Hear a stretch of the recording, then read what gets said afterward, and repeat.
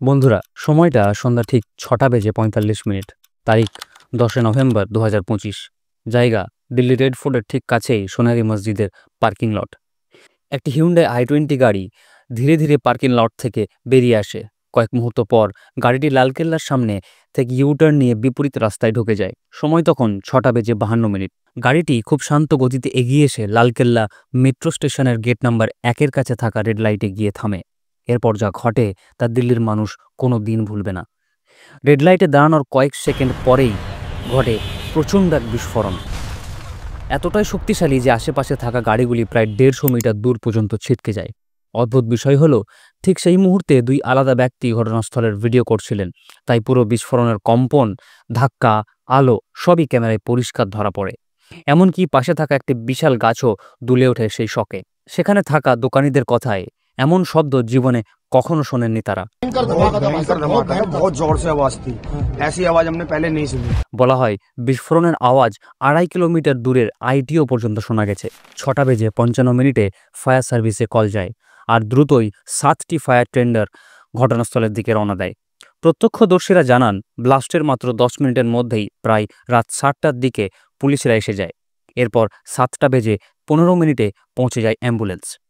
চাঁদনী চকের সাধারণ মানুষরাই তখন নায়ক। অ্যাম্বুলেন্স আসার আগে আহতদের অনেককে ই রিকশায় তুলেই হাসপাতালে পাঠিয়ে দেন তারা। এই ঘটনায় 20 জনেরও বেশি মানুষ আহত হন। সবাইকে নিয়ে যাওয়া হয় লোকনায়ক জয়প্রকাশ হাসপাতালে। দুর্ভাগ্যজনকভাবে 8 জন হাসপাতাল পৌঁছানোর আগেই মারা যান।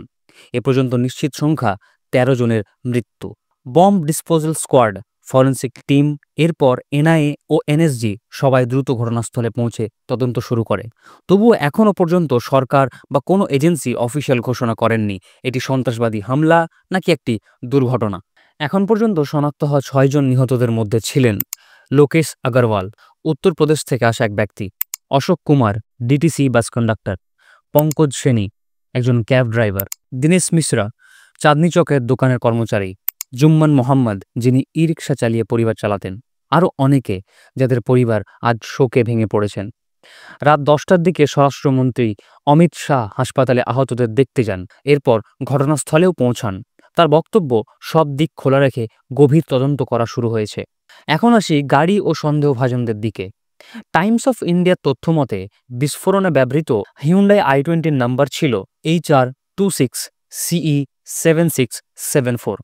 দ্য হিন্দু রিপোর্ট অনুযায়ী গাড়ির মালিক ছিলেন মোহাম্মদ সুলেমান, গুরগাঁওয়ের বাসিন্দা। তবে সুলেমান পুলিশকে জানান তিনি গাড়িটি আগেই বিক্রি করে দিয়েছেন দিল্লির ওখলায় থাকা দেবেন্দর নামের এক ব্যক্তিকে। দেবেন্দর আবার সেটি আম্বালায় বিক্রি করে দেন। এরপর গাড়িটি কার কার কাছে গেছে তা নিয়ে ক্রমাগত নতুন তথ্য আসছে। তবে কিছু কিছু রিপোর্টে পুলওয়ামার কানেকশন উল্লেখ করা হচ্ছে। বিস্ফোরণের পর শুধু দিল্লি নয়, মুম্বাই সহ দেশের বহু জায়গায় জারি করা হয়েছে হাই অ্যালার্ট। যদিও সরকার এখনও ঘোষণা করেননি এটি সন্ত্রাসবাদী হামলা কিনা, কিন্তু কিছু ইঙ্গিত অন্য কথা বলছে। যেমন দিল্লি পুলিশ ইউএপি এর অধীনে এফআইআর দায়ের করেছে। এই আইন সাধারণত সন্ত্রাসবাদ সম্পর্কিত মামলাতেই ব্যবহৃত হয়।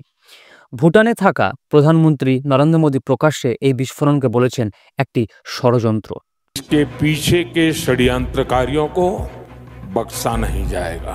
ঠিক একই দিনে 10 নভেম্বর জম্মু কাশ্মীর ও হরিয়ানা পুলিশ গ্রেপ্তার করে 2 জন ডাক্তারকে। অভিযোগ, তারা পাকিস্তানের জৈশে মোহাম্মদ এবং এজিএইচ এর পক্ষে কাজ করছে। তদন্তে উঠে আসে ডাক্তার আদিল মজিদ রাথরের নাম, যে গত বছর পর্যন্ত অনন্তনাগ সরকারি মেডিকেল কলেজে কাজ করত। তার বাড়ি থেকে পাওয়া যায় অবিশ্বাস্য 300 থেকে 3000 কেজি বিস্ফোরক। সন্দেহ করা হচ্ছে যে সেগুলি অ্যামোনিয়াম নাইট্রেট। এই পুরো চক্রে ছিল আরও একজন সন্দেহভাজন ব্যক্তি, যার নাম ডক্টর ওমর নবী, যে এখনও নিখোঁজ। তবে সন্দেহ বাড়ছে, কারণ রিপোর্ট বলছে ব্লাস্টের ঠিক আগে হিউন্ডাই i20 গাড়িটি এই ডক্টর ওমর নবী চালাচ্ছিলেন। একজন সিনিয়র অফিসারের মতে, সহকর্মীদের গ্রেপ্তারের খবর জানতে পেরে ওমর আতঙ্কে পড়ে যায় এবং তাড়াহুড়ো করেই বিস্ফোরণ ঘটায়। এছাড়াও বলা হচ্ছে বোমাটি খুব তাড়াহুড়ো করে দুর্বলভাবে তৈরি করা হয়েছিল, তাই তেমন শার্পনেল পাওয়া যায়নি এবং বিস্ফোরণের প্রভাব খুব বেশিদূর পর্যন্ত ছড়িয়ে পড়তে পারেনি। এখন পুলিশ তদন্ত করছে যে নিহত ব্যক্তিদের মধ্যে এই ডক্টর ওমর আছে কিনা। যেই কারণে তার মায়ের ডিএনএ নমুনা সংগ্রহ করা হয়েছে। এই একটা বিস্ফোরণের কারণে 13টি পরিবার ভেঙে গেছে। এই বিস্ফোরণটি শুধুমাত্র একটি ঘটনা বা একটি গল্প নয়, এটি অনেকগুলো জীবনের ছিন্ন ভিন্ন হয়ে যাওয়ার গল্প। এমন ঘটনার পরে আমাদের সবচেয়ে গুরুত্বপূর্ণ কাজগুলি হলো নিজেরা শান্ত থাকা, একে অপরের পাশে দাঁড়ানো, ঘৃণাকে দূরে সরিয়ে রেখে ঠান্ডা মাথায় সব কিছু বোঝার চেষ্টা করা এবং সঠিক তথ্যগুলোকে সবার সামনে তুলে ধরা। সন্ত্রাসীদের লক্ষ্যই হলো আমাদের মধ্যে আতঙ্ক ছড়ানো, কিন্তু আমাদের লক্ষ্য হতে হবে একতা ধরে রাখা। আর এই একতা ধরে রেখেই সন্ত্রাসীদের উদ্দেশ্যকে ধুলোয় মিশে দেওয়াটাই আমাদের প্রধান কাজ। কারণ আমরা যত বেশি নিজেদের মধ্যে ভাগাভাগি করব, সন্ত্রাসীরা ততটাই নিজেদের উদ্দেশ্য সফল হবে। এমন সময় আমাদের প্রধান কয়েকটি কাজ হলো টিআরপির ক্ষুধায় থাকা কিছু কিছু নিউজ চ্যানেলগুলো থেকে দূরে থাকা, যারা সত্যিই মিথ্যা যাচাই না করে খবর পাবলিশ করে থাকে শুধুমাত্র নিজেদের পাবলিসিটি ধরে রাখতে। সোশ্যাল মিডিয়াতে এসে ঘৃণা ছড়ানো মানুষকে বিশ্বাস করবেন না, কারণ এদের সত্যি মিথ্যা বিচার করার কোনো ক্ষমতা বা সময় কোনোটাই নেই। এরা শুধুমাত্র ঘৃণা ছড়াতেই ব্যস্ত থাকে। আর সবচেয়ে বড় কথা হলো যথেষ্ট তথ্য প্রমাণ ছাড়া কোনো মত গঠন করবেন না। দেখবেন এর মাঝে অনেকেই বলছেন বিহার নির্বাচনের আগের রাত নিশ্চয়ই কোনো লিঙ্ক আছে। আমি জানি বর্তমান পরিস্থিতিতে সন্দেহ স্বাভাবিক, কিন্তু প্রমাণ ছাড়া সিদ্ধান্তে পৌঁছানো বিপজ্জনক। আর এই সব কিছুর মধ্যে আমাদের প্রত্যেকের এখানে আসল প্রশ্নটি হওয়া উচিত যে ফরিদাবাদে 3000 কেজি বিস্ফোরক এলো কিভাবে?